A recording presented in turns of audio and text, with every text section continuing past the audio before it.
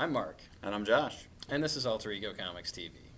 We're back for a third episode, 3 weeks in a row. And we'll get right to things this week. It was a huge week for new comics. Lots of great stuff this week. Did I say huge good enough there? It was huge. It was huge. Huge week. As far as the eye can see, new tags everywhere.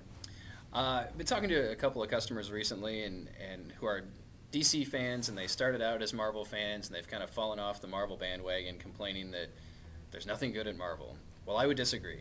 There is some good stuff in Marvel, and one of those books is Invincible Iron Man.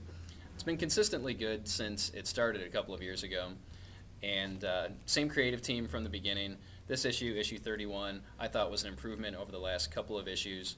So if you're looking for a good Marvel book, a lot of the core titles are doing well, but people have been scared off in the past. But I'm here to tell you, it's okay to come back to them. They're actually good. Josh? All right, next up, Untold Tales of Blackest Night. This is a one-shot from DC, and it's pretty much just an assemblage of little in-between moments with various characters that were cut out of the original Blackest Night story. It's great. There's some cool characters here, and you get to see a lot of little quiet moments that weren't in this book. So if you like Blackest Night, you need to buy this. And at least one of those was written by Jeff Johns, right? Yeah, we got Jeff Johns, we got Tomasi, we got Van Sciver, you got an all-star cast of creators. Excellent. Well, as I just said, another Marvel book, a core book that's very good, Incredible Hulks, as it's now titled, not just Incredible Hulk, because apparently there's a Hulk family. We've got the Hulk, She-Hulk, Red She-Hulk, A-Bomb, Korg, and the Hulk's kids. So it's like the Brady Bunch. And the rest. Yes. But yes, this issue, the Hulk squares off against the Secret Avengers. Good stuff, great art, good writing. You know, again, this has been one of Marvel's core titles that's been overlooked, I think, by a lot of people for one reason or another, either because they bailed out when it became Incredible Hercules, or they who knows what. But it's okay to come back to Incredible Hulks. It's a good book. All right, next up, another one-shot. We've got Justice Society of America 80-page giant. I'm going to be honest with you, I groaned when this came out because we've had so much JSA crap in the past several months. Just too many books to read. I gave it a shot, though, and it's actually really good. You get good moments with characters that don't get a lot of playtime, like Sand. You get a wonderful Mr. Terrific story where he confronts the man that was responsible for the death of his wife. And you get some playful stuff with both Wildcat and Cyclone and Stargirl. And so if you like the JSA, you like classic DC books, you like fun, you should be reading this.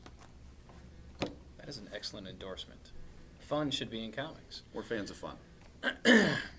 Justice League, Generation Lost. I think I talked about this book. Well, I couldn't have, because maybe I did in the first episode. But anyway, issue number 11. Basically, Max Lord is back from the dead. He came back as a White Lantern, and he made it so that the world doesn't know that he's back from the dead, except for the former Justice League International members. And so they're now on the hunt for Max Lord.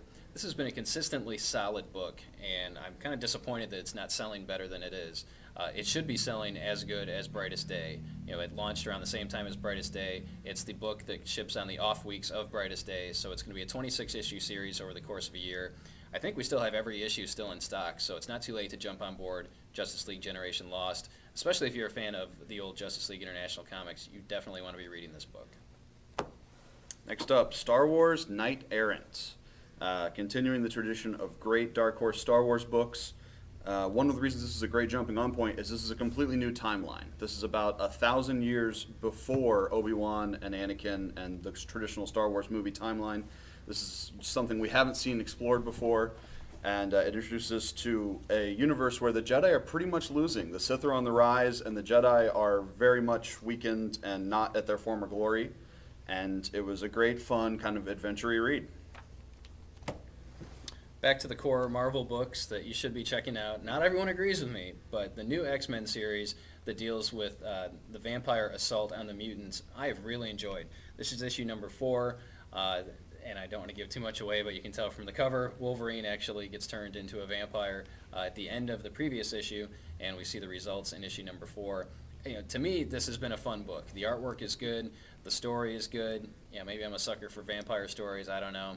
But if you're looking for a good X-Men book to get on board with that isn't connected to 1,000 other books in the Marvel Universe, you might want to check this one out. Plus, Blade looks like Dr. Mindbender. Blade has a crazy handlebar mustache that connects to his sidebars and to his sideburns. All right, next up, Return of Bruce Wayne, the long-awaited 5th issue. The 6th issue is going to be shipping in 2 weeks, fingers crossed. So we're going to get this all wrapped up. And if you like the previous issues of Return of Bruce Wayne, you're going to like this one. Now we're seeing him actually more or less in his own timeline as an adult back when he was a children shortly after his parents were killed. So he's saying things like Dame, and it's all noir-y. But it's a good, fun read. If you like the previous ones, you'll enjoy this. Because Bruce Wayne was born in the 20s. No. Apparently. In this timeline, maybe. The anticipated Superman 703, where Superman visits the Buckeye State. He actually touches down in Cincinnati, and he journeys over to Cleveland. From what I'm told, he stops at the high school that Jerry Siegel and Joe Shuster, the creators of Superman, attended. But this is Straczynski's 3rd issue on Superman's walkabout, his walk across the United States to rediscover and reconnect with humanity. It's a very solid story. It's not necessarily an action-packed book, but I think there's a lot of introspective elements that flesh out the character of Superman that hasn't been done in a long time. So while not necessarily a lot of punching and flying and beating things up, although that does happen in this book, it's a very solid Superman story. And if you're a Superman fan, again, if you bailed out when Superman left the books, now is the time to come back. And he comes to Ohio, so you should check it out. Next up, I'm going to do a threefer. We've got the Return of Bruce Wayne one-shots. They're actually 4 that are out this week, and there are going to be more coming in the future. I believe next week the Catwoman one ships.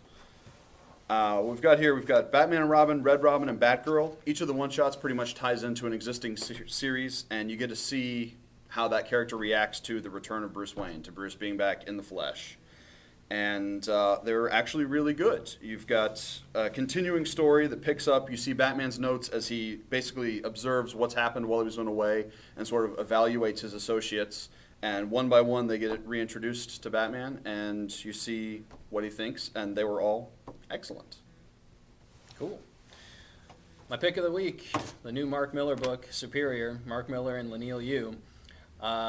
Miller apparently has notebooks of ideas under his bed that he just keeps pulling out and is publishing them as creator-owned properties at Marvel.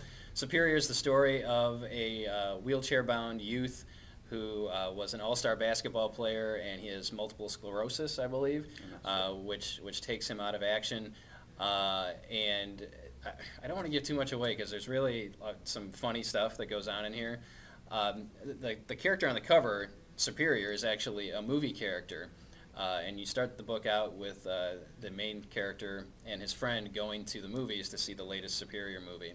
And by the end of the book, the kid in the wheelchair has been transformed into the character of Superior. And I'm not going to tell you how that happens, but it made me laugh. And it's one of the reasons I like this book. If you can put up with Miller's excessive use of profanity, then you'll probably like this book. Personally, I am getting a little tired of his overuse of profanity, but I guess that's how they talk in Scotland all the time. So Superior #1 gets a thumbs up from me. It's definitely worth checking out, especially if you've been a fan of Kick-Ass and Nemesis and some of Miller's other work. And big graphic novel release this week. A lot of people have asked about this in the past. The new volume of Hellboy is out, and it collects some miniseries and one-shots, cross-company stuff that were published years ago. And this includes a Batman, James Robinson Starman Hellboy story, as well as, I believe, a Starman Hellboy story, and Hellboy and Ghost from Dark Horse. Now, they're both in the same company, but you don't normally think of the character of Ghost and Hellboy in the same book. But if you're looking for a nice standalone graphic novel that you can add to your collection that features Hellboy, Batman, Starman, and Ghost. You have some very specific requirements, by the way. Yes, this is what you're looking for. And they're all written by Mike Mignola. So Hellboy fans, you want to check this out. James Robinson and some other guys too. But and this has been out of print for years, so this is one of the first times you'll be able to see it in the last decade. Yeah, and I imagine it's going to continue to sell well. So you should check it out. That's all I've got. That's all I've got. All right. Well, that does it for this episode of Alter Ego Comics TV. We'll see you next week.